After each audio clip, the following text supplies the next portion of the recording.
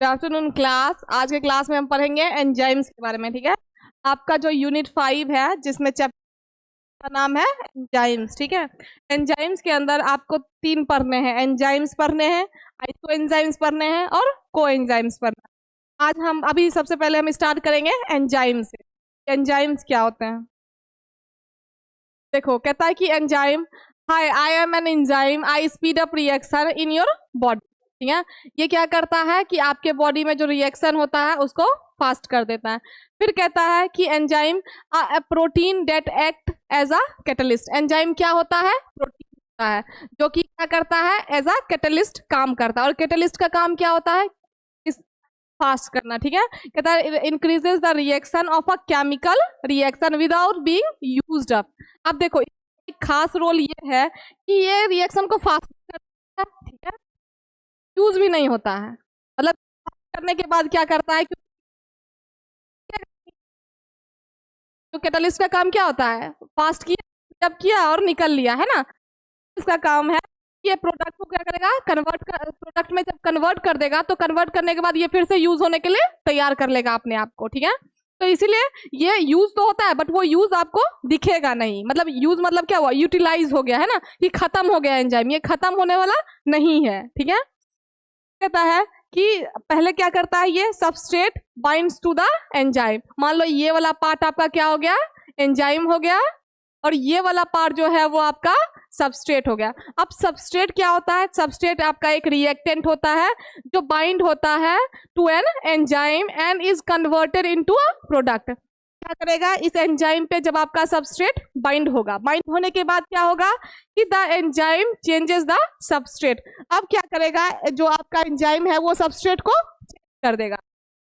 Change होने के बाद आपका कुछ इस तरीके का हो जाएगा, कहता है substrate is converted into a product. अब ये जो कंबाइन हुआ, दोनों कंबाइन बनके क्या बना लिया?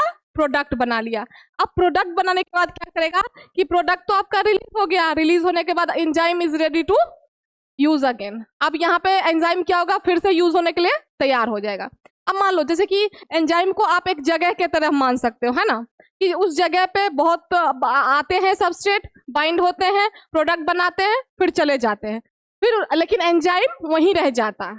फिर आएगा सबस्ट्रेट, फिर बाइंड होगा, फिर नया प्रोडक्ट बनाएगा, बट सब एंजाइम वहीं रह जाएगा। ठीक है, तो ये हुआ आपका एंजाइम। ठीक है, कहता है कि जो इसमें जो एंजाइम होता है वो आपका क्या होता है? एक्टिव साइड पे आपका सबस्ट्रेट आके क्या होता है? बाइंड हो जाता है।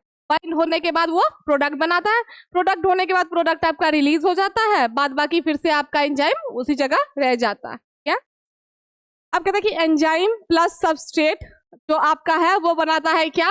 एंजाइम सबस्ट्रेट कॉम्प्लेक्स बनाता है। कॉम्प्लेक्स बनेगा तो कॉम्प्लेक्स बनने के बाद आपका प्रोडक्ट बनेगा, और प्रोडक्ट बनने के बाद फिर से एंजाइम अपने अनचेंज स्टेट में आ जाएगा, कि सबस्ट्रेट को तो उसने कन्वर्ट कर दिया। और एंजाइम क्या करता है? सबस्ट्रेट को ही कन्वर्ट करता है, खुद कन्वर्ट नहीं होता है। ठीक है, अब कहता है कि इंट्रोडक्शन टू एंजाइम्स।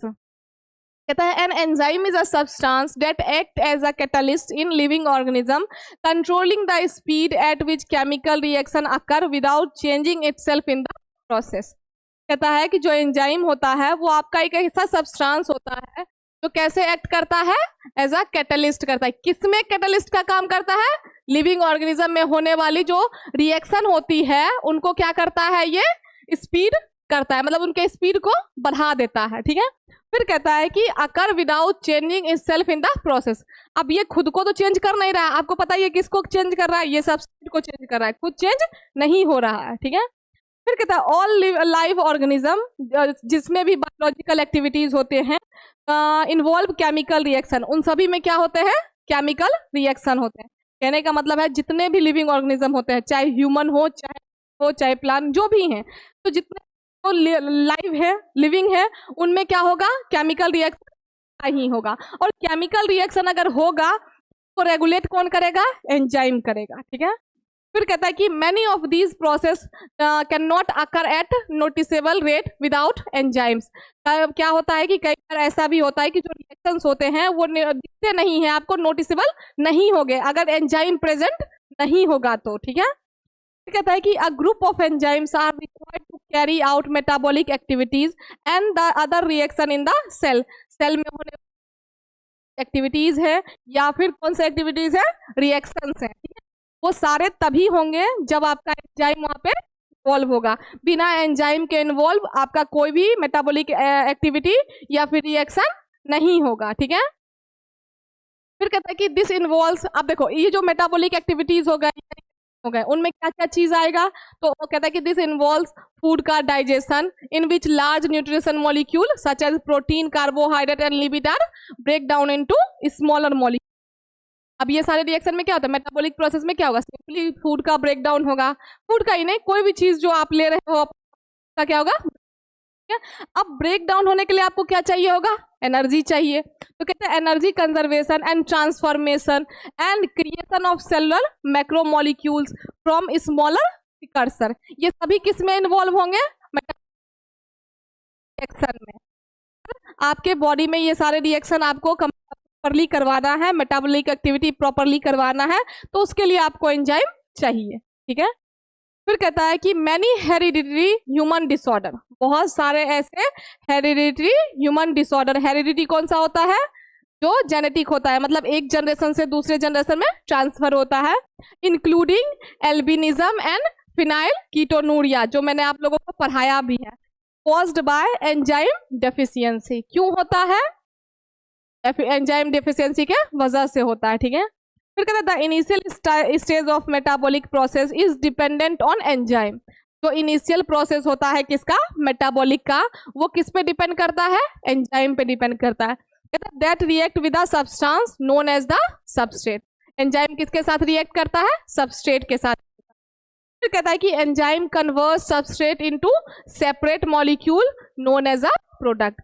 अब जब एंजाइम पे सबस्ट्रेट बाइंड होता है, तो बाइंड होने के बाद वो क्या बनाता है, एक प्रोडक्ट बनाता है आपका, एक स्पेसिफिक प्रोडक्ट बना लेता है, प्रोडक्ट बनाता है। उसके बाद कहता है कि प्रोटीन दैट कैटेलाइज, मतलब कि एंजाइम जो क्या करता है, कैटेलाइज करता है या फिर मान लो कि रेट ऑफ रिएक्शन को बढ़ाता है, तो कहता है the catalyze the chemical reaction are known as enzyme. जो भी प्रोटीन आपके क्या करते हैं, मतलब कि केमिकल रिएक्शन को फास्ट करता है, उसको हम क्या बोलेंगे, एंजाइम्स बोलेंगे, ठीक है। तो सिंपली एंजाइम का मतलब होता है कोई भी मॉलिक्यूल या कोई भी प्रोटीन जो आपके रिएक्शन के रेट को बढ़ा दे, मतलब कि बायोलॉजिकली, अगर मान लो बायोकेमिस्ट्री में हम पढ़ रहे हैं तो इसलिए बायोलॉजिकल एक्टिविटीज होंगे या फिर बायोलॉजिकल रिएक्शन होंगे, उनको अगर फास्ट कर रहा है तो उसको हम बोलेंगे एंजाइम। अब है प्रॉपर्टीज ऑफ एंजाइम्स, मतलब कि एंजाइम्स के प्रॉपर्टीज, ठीक है। तो सबसे पहले कहता है कि the enzymes are highly specific and effective protein molecules that catalyze almost all biochemical. कहता है कि एंजाइम्स जो होते हैं वो बहुत ज्यादा स्पेसिफिक होते हैं और बहुत ज्यादा इफेक्टिव प्रोटीन होते हैं, ठीक है। इसीलिए ये लगभग जितने भी बायोकेमिकल रिएक्शंस होंगे उन सभी में क्या होगा, ये इन्वॉल्व होगा। फिर कहता है कि समटाइम्स नॉन प्रोटीन एंजाइम्स और cofactors are also required for the catalytic function of enzymes. तो ये कहता है कि कुछ यहाँ पे क्या होता है, एंजाइम्स आर प्रोटीन, है ना, तो कहते हैं कि कई बार ऐसे होते हैं कुछ एंजाइम्स जो होता है नॉन प्रोटीन जो होते हैं वो भी एंजाइम्स आपको रिक्वायर्ड होते हैं, किसके लिए, बायोकेमिकल रिएक्शन के लिए, ठीक है। फिर कहता है some properties of enzymes are briefed. Enzyme के प्रॉपर्टीज हैं, सबसे पहले कैटालिटिक प्रॉपर्टी, तो आप सभी जानते हैं इसको नाम से ही जाना जाता है कि इसका काम क्या है, कैटालिटिक। तो ये के रेट को बढ़ाएगा। कहता है enzymes break down large molecules into smaller molecules, क्या करेगा, लार्ज मॉलिक्यूल्स जो होता है उसको कन्वर्ट कर देगा स्मॉलर मॉलिक्यूल्स, और can combine two smaller molecules to generate large molecules. अब देखो इसका दोनों काम है, बड़े मॉलिक्यूल को छोटे मॉलिक्यूल में कन्वर्ट करना भी, और क्या करेगा, जो छोटे छोटे मॉलिक्यूल्स होंगे उनको बड़े में कन्वर्ट करना, दोनों ही काम ये खुद ही करता है, तोड़ने का भी जोड़ने का भी, ठीक है। फिर कहता है कि एंजाइम्स डू नॉट इनिशिएट और affect the direction of reaction, instead they increase rate of the reaction. देखो एंजाइम्स क्या करता है, रिएक्शन को अफेक्ट नहीं करता है, ठीक है, ऐसा नहीं कि आपके रिएक्शन को खराब कर देगा, नहीं, बस क्या करता है, जो रिएक्शन कम टाइम में होगा वो रिएक्शन को क्या करता है, ज्यादा टाइम तुरंत करवाता है, ठीक है, सॉरी ज्यादा टाइम में करेगा उसको वो कम टाइम में करवाता है, ठीक है। फिर कहता है कि although enzymes influence a biological reaction rate, they do not change once the reaction is complete. कहता है कि ये तो चलो रिएक्शन की बात हो गई कि मतलब कोई भी रिएक्शन को ये क्या करेगा, फास्ट करेगा। दूसरा कहता है कि बायोलॉजिकल रिएक्शन को भी ये क्या करेगा, इन्फ्लुएंस करेगा। क्या इन्फ्लुएंस करेगा, तो उसके रेट ऑफ रिएक्शन को, मतलब रेट ऑफ रिएक्शन को क्या करेगा, बढ़ाएगा। तो यही हुआ इन्फ्लुएंस, ठीक है। फिर कहता है कि they do not change once the reaction is complete. अगर एक बार रिएक्शन कंप्लीट हो गया तो फिर से वो रिएक्शन चेंज नहीं होगा, ठीक है। ऐसा नहीं है कि एंजाइम जब तक उसमें प्रेजेंट है कैटालिस्ट की तरह तब तक आपका रिएक्शन है, बाद में फिर से खराब नहीं। एक बार अगर आपका रिएक्शन कंप्लीट हो गया तो वो रिएक्शन एज इट इज वैसे का वैसा ही रहेगा, ठीक है। अब है ये तो चलो कैटालिटिक प्रॉपर्टी ये सब जानते हैं, इसमें सिंपल सा कहना है कि जो एंजाइम्स होते हैं वो रिएक्शन के रेट को बढ़ा देता है। दूसरा है आपका स्पेसिफिसिटी, ठीक है। तो इसमें कहता है कि सबसे पहले इस वर्ड का मतलब जानो, ability of an enzyme to select a particular substrate and catalyze a specific reaction. अब देखो एंजाइम जो ये नहीं है कि कहीं भी जाके वो बाइंड हो गया या किसी भी सबस्ट्रेट पे जाके बाइंड हो गया, नहीं, वो खुद चुनता है कि उसको किस सबस्ट्रेट के साथ बाइंड होना है और किस रिएक्शन में जाके इन्वॉल्व होना है, ठीक है। तो ये कौन खुद चूज करता है, एंजाइम खुद करता है, इसीलिए इसको स्पेसिफिक बोला गया। स्पेसिफिक का मतलब ही क्या होता है, पर्टिकुलर, जो हम मतलब कि खुद एक चूज करते हैं एक चीज कोई, है ना, तो वो खुद चूज करता है कि हमको कहाँ जाके बाइंड होना है या फिर हमको क्या कहते हैं कौन से रिएक्शन में इन्वॉल्व होना है, ठीक है। फिर कहता है कि enzymes activities are very specific, each enzyme act only on a single substrate. अब देखो एंजाइम की एक्टिविटी क्या होती है, स्पेसिफिक होती है, इसीलिए वो एक टाइम में एक ही सबस्ट्रेट के साथ बाइंड होगा, ठीक है। दूसरा कहता है कि additionally enzymes are unique to a specific type of reaction. अब देखो जितने भी रिएक्शन होंगे सारे ही यूनिक होंगे, ठीक है, क्योंकि इनका जो है वो अलग अलग सबस्ट्रेट के साथ बाइंड होते हैं, तो अलग अलग सबस्ट्रेट के साथ बाइंड होंगे तो उनका रिएक्शन भी क्या होगा, अलग अलग होगा, है ना।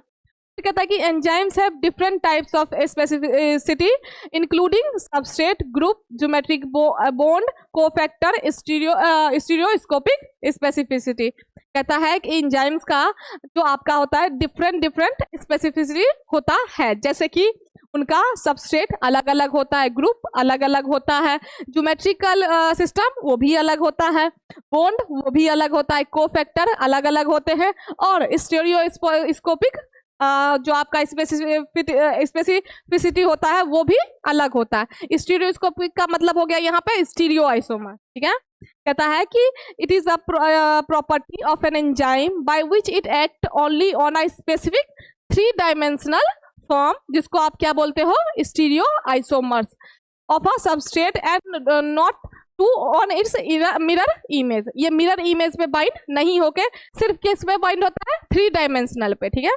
तो ये किस में आ जाएगा आपका, स्पेसिफिसिटी भी उसकी एक प्रॉपर्टी है, किसकी, एंजाइम की, कि वो किसी पे भी जाके बाइंड नहीं होगा या किसी भी रिएक्शन में जाके इन्वॉल्व नहीं हो जाएगा, वो खुद चूज करेगा किसके साथ बाइंड होना है और किस रिएक्शन में इन्वॉल्व होना है। दूसरा ये हो गया। तीसरा कहता है रिवर्सिबिलिटी। रिवर्सिबिलिटी का मतलब क्या हुआ, अब आप सभी को पता है, एक होता है रिवर्सिबल, एक होता है इरिवर्सिबल। रिवर्सिबल हुआ कि क्या हुआ कि जहां से शुरू हुआ वहां पे फिर से वो वहां से ही जहां पे शुरू हुआ और जहां पे खत्म हुआ, जहां से खत्म हुआ फिर से वो वहीं पे जा सकता है। मान लो कि अगर हमने ए पॉइंट से शुरू किया बी पॉइंट, तो हम यहाँ से गए, तो अब यहाँ से हम फिर से यहाँ जा रहे हैं तो इसको क्या बोलेंगे, रिवर्सिबल बोलेंगे। लेकिन अगर हम ए से बी गए और बी से ए नहीं आ पा रहे हैं तो वो इरिवर्सिबल है, ठीक है।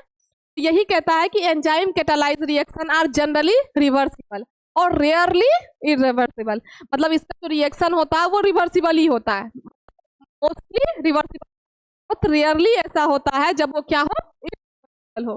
कहता है कि a reaction reversibility is controlling upon the requirement of the. अब रिएक्शन का जो रिवर्सिबिलिटी है कि मतलब वो रिवर्स होगा या नहीं होगा, वो किस पे डिपेंड करता है, सेल की रिक्वायरमेंट पे, ठीक है। कहता है कि the enzymes that catalyze the forward and reverse process में rarely be distinct from one another. अब देखो रिवर्सिबल क्या होगा, फॉरवर्ड वाला होगा, और इरिवर्सिबल क्या होगा, इरिवर्सिबल क्या होगा, जो आपका कहता है ना कि catalyse the forward and reverse. Reverse का मतलब क्या होता है, वापस, है ना। तो अब इसका कहने का मतलब है कि दोनों में क्या होगा, डिफरेंस होगा, ठीक है। एक क्या हुआ कि गया, सिर्फ वापस नहीं आया, दूसरा क्या हो रहा है, रिवर्स हो रहा है, तो दोनों में डिफरेंस होगा ना। तो यही चीज बोल रहा है कि जो रेयरली मतलब कि ये ऐसा होता है कि रिवर्सिबल और इरिवर्सल वाला प्रॉब्लम होता है, बट अगर होगा भी तो दोनों में क्या होगा, डिफरेंस होगा, ठीक है। फिर कहता है कि अब चौथा इसकी प्रॉपर्टीज है टेम्परेचर सेंसिटिविटी। मेनली इसका कहने का मतलब ये है कि जो हाई टेम्परेचर पे एंजाइम्स एग्जिस्ट नहीं कर पाते हैं, ठीक है। तो कहता है are extremely sensitive to heat and temperature, क्योंकि ये क्या होता है, थर्मो लेवाइल होते हैं, मतलब कि हीट के कांटेक्ट में ये क्या होते हैं, एडजस्ट नहीं कर पाते हैं। तो इसीलिए कहता है कि इसका ये बहुत ज्यादा सेंसिटिव होते हैं किसके, हीट और टेम्परेचर पे। कहते हैं enzyme activity deal temperature range between 20 degree Celsius to 30 degree Celsius. जो एंजाइम की एक्टिविटी होगा वो 20 डिग्री से लेके 30 डिग्री सेल्सियस तक ही हो पाएगी। फिर कहता है enzyme activity increase to some extent with a higher temperature. कभी कभी ऐसा होता है कि जो एंजाइम की टेम्परेचर होती है, एक्टिविटी होती है, वो बहुत ज्यादा रेज हो जाती है, उसका टेम्परेचर क्या हो जाता है, रेज हो जाता है बहुत ज्यादा। कहते हैं high temperature between 16 degree Celsius and 70 degree Celsius. जो हाई टेम्परेचर रहेगा उसका 60 डिग्री से 70 डिग्री के बीच में रहेगा। Cause enzyme to denature and go totally inactive. अगर ऐसा हुआ कि बहुत ज्यादा टेम्परेचर क्या हुआ, बढ़ गया, तो उस कंडीशन में क्या होगा, आपका एंजाइम या तो एंजाइम खराब हो जाएंगे और दूसरा क्या होगा, इनएक्टिव हो जाएंगे, ठीक है। तो इसीलिए इसका जो टेम्परेचर होगा वो 20 से 30 डिग्री ही होगा, उससे ज्यादा हुआ तो आपका एंजाइम इनएक्टिवेट हो जाएगा। फिर कहता है enzymes become inactivate at very low temperature. अब देखो, अगर ज्यादा लो टेम्परेचर हुआ तो भी ये इनएक्टिवेट होगा। मान लो कि 20 डिग्री सेल्सियस से अगर नीचे गया तो भी ये इनएक्टिव हो गया, और 30 डिग्री सेल्सियस से ज्यादा हुआ तो भी ये इनएक्टिवेट हो जाएगा। इसीलिए इसका जो टेम्परेचर है 20 से 30, उसी के बीच में आप इसको रखो, ठीक है। पांचवा इसका है हाइड्रोजन आयन कंसंट्रेशन, ठीक है। हाइड्रोजन आयन कंसंट्रेशन और पीएच स्पेसिफिसिटी। अब देखो, जैसे टेम्परेचर था इतना से इतना ही रखना है, वैसे ही क्या होगा, पीएच, है ना। ताकि the ideal pH range of enzyme activity is 6 to 8। इसका आइडियल पीएच रेंज जो है वो 6 से 8। फिर कहता है एंजाइम्स है पर्टिकुलर पीएच रिक्वायरमेंट। हर एंजाइम्स की अपनी अलग अलग पीएच की रिक्वायरमेंट होती है। Enzymes generally active at basic pH values higher than 7 और rarely at acidic pH values lower than 7 और एट न्यूट्रल पीएच। कहता है जो जनरली एंजाइम्स होते हैं वो एक्टिव होता है बेसिक पीएच पे, और बेसिक पीएच क्या होगा, जो 7 से ऊपर होगा, ठीक है। और रेयरली ऐसा होता है कि एसिडिक वाले में क्या होता है, एक्टिव होता है, ठीक है, बहुत रेयरली होता है। ऐसे नॉर्मली नहीं है कि कोई भी मतलब कि एंजाइम जो है वो एक्टिव हो जाएगा 7 से नीचे वाले में, बहुत रेयरली होगा। और कहता है कि एट न्यूट्रल पीएच, और 7 से मान लो कि अगर नीचे है तो इसका मतलब वो 7 पे भी होगा, 7 पे होगा तो वो क्या होगा, न्यूट्रल होगा, ठीक है। तो ये सारे जो प्रॉपर्टीज हैं आपके वो किसके हैं, एंजाइम्स के हैं। चाहे वो एंजाइम क्या, ये मतलब कि कहने का मतलब है कि एंजाइम्स ये सारे काम करते हैं, और एंजाइम्स कुछ चीजें हैं जो उनकी डिसएडवांटेज है, जैसे टेम्परेचर आप उसका ज्यादा इंक्रीज मत करो, पीएच आप उसको, खैर वो उसकी डिसएडवांटेज नहीं है, हर किसी का अपना अपना पीएच है ना, हर किसी का अपना अपना स्टोरेज कंडीशन है, टेम्परेचर है। तो एंजाइम की भी वही है कि हमको 20 से 30 पे ही रखो, पीएच की बात करें तो हमको 6 से 8 के बीच में ही रखो, उससे ज्यादा हमको मत ले जाओ। हाँ, रेयरली होगा, कभी कभी कुछ एंजाइम्स होंगे जो एसिडिक मीडियम में भी एक्टिव होंगे, अदरवाइज वो क्या हो जाएगा, इनएक्टिवेट हो जाएंगे। और कैटालिटिक प्रॉपर्टी तो पता ही है कि रिएक्शन रेट को फास्ट करता है। स्पेसिफिक प्रॉपर्टी हो गया कि एक अलग मतलब अलग अलग सबस्ट्रेट को पे बाइंड होता है, एक ही सबस्ट्रेट पे बाइंड नहीं होगा, और एक टाइम पे एक ही सबस्ट्रेट पे बाइंड होगा, ठीक है। दूसरा कहता है कि किस रिएक्शन में इसको इन्वॉल्व होना है, नहीं होना है, ये इसकी चॉइस है, ठीक है। और जो आपका तीसरा था रिवर्सिबल, कि मतलब ज्यादातर रिएक्शन जो होते हैं वो रिवर्सिबल होते हैं, कुछ रिएक्शन जो होते हैं वो इरिवर्सिबल होते हैं। और अगर मान लो रिवर्सिबल होते भी है तो फॉरवर्ड और जो रिवर्स कंडीशन होगा दोनों में क्या होगा, थोड़ा सा डिफरेंस होगा, ठीक है। तो यही सब इसमें था। टेम्परेचर आपको पता ही है, हाइड्रोजन आयन कंसंट्रेशन और पीएच आपको पता ही। हाइड्रोजन आयन कंसंट्रेशन पीएच पे ही तो डिपेंड करेगा, ठीक है। तो आज के लिए हम इतना पढ़ेंगे, आगे कल पढ़ेंगे।